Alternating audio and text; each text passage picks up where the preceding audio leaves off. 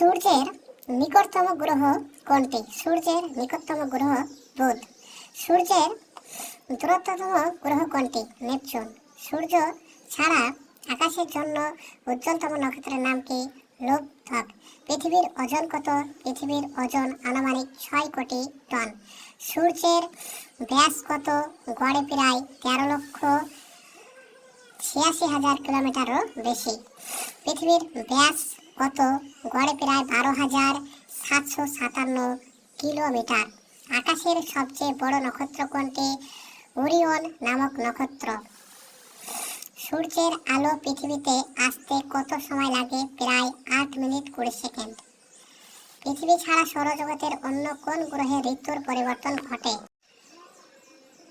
সৌরজগতের চতুর্থ গ্রহ মঙ্গলে ঋতুর পরিবর্তন ঘটে। কোন কোন গ্রহের কোন উপগ্রহ নেই? বুধ ও শুক্র গ্রহের কোন উপগ্রহ নেই। মঙ্গল গ্রহে সৌর পরিবারের কততম গ্রহ? মঙ্গল গ্রহ সৌর পরিবারের চতুর্থতম গ্রহ। মঙ্গল গ্রহের ওপরের স্তর কি কি উপাদান গঠিত? মঙ্গল গ্রহের ওপরের স্তর বালি, সিলিকন এবং প্রচুর পরিমাণে লোহা দিয়ে গঠিত। মঙ্গল গ্রহের তাপমাত্রা কেমন? মঙ্গল গ্রহের উপরিভাগের উষ্ণতা হিমাঙ্কের প্রায় 60 ডিগ্রি সেলসিয়াসের নিচে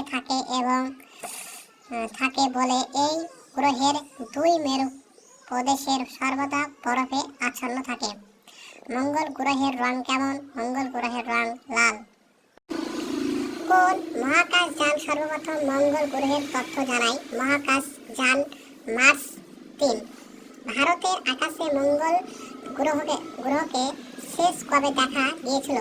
2001 খ্রিস্টাব্দে 21শে জুন বিকেল 5টা 40 মিনিট থেকে ভোর 4টে পর্যন্ত দেখা গিয়েছিল।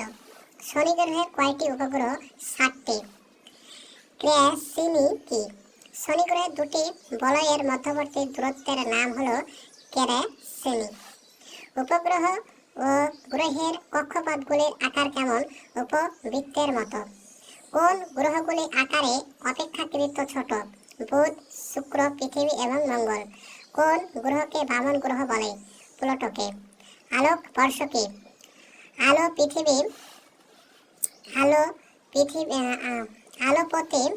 প্রতি সেকেন্ডে 1,86,000 মাইল গতিতে মহাশূন্যের পথ 1 বছরে যতটা দূরত্ব অতিক্রম করতে পারে সেই দূরত্বকে বলা হয় আলোকবর্ষ। ছায়াপথ কি?